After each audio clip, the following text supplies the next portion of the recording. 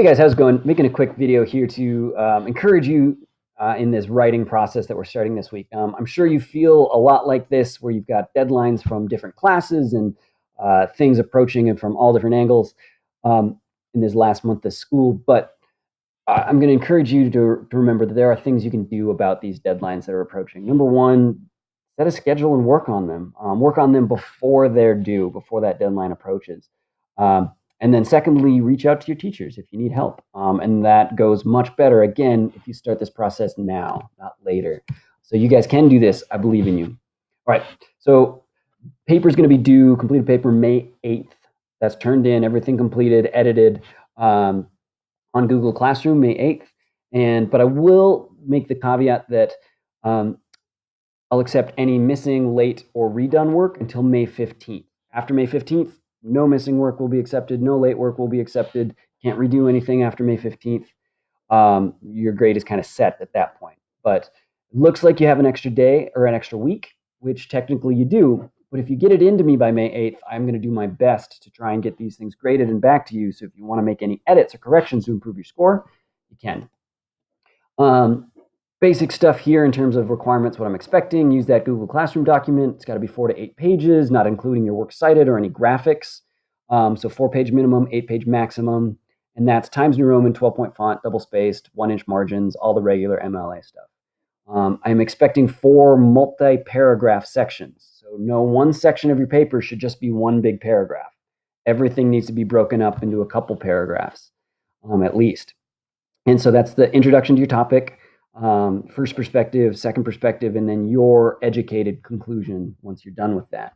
Remember, each body paragraph should have at least one in-text citation, especially, that's the general rule, but I'm really looking at that for these two perspective sections. So when you're writing about, here's what some people believe, you need to have information to back that up. How do we know that's what people believe? Well, pull in information from your note chart and your outline to support and build your paragraphs around. And then no I, we, or you in the paper at all until we get to the conclusion. In the conclusion, you can use I. That is just fine. Or me or my, whatever it is. You can be self-referential because that's your educated opinion in the conclusion.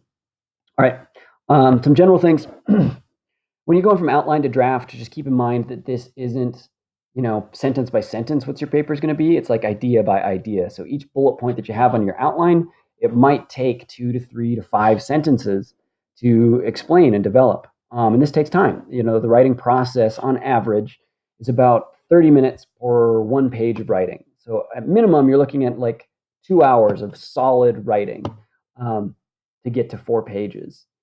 And that's the minimum. So keep that in mind. Please do look at my examples on mrrestad.com to see what it should be looking like. On my research resources, I've got this sample paper that you can follow. I've got examples of introductions. I've got paragraph examples. All this stuff is going to be really, really useful in writing and creating your paper. So like you can tell, okay, here's how I set up my part 1, my introduction.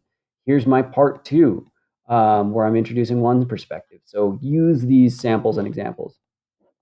And then the last one, if I can get back to my slideshow, I'll be posting videos and things like that, but I'm also going to encourage you to finish this paper as best I can. So if you finish this paper on time and you've completed all my sections, right? It's a minimum 4 pages. You're using your 4 sources. It's got an annotated works cited, all this stuff. I will bump your grade 1 pure letter grade.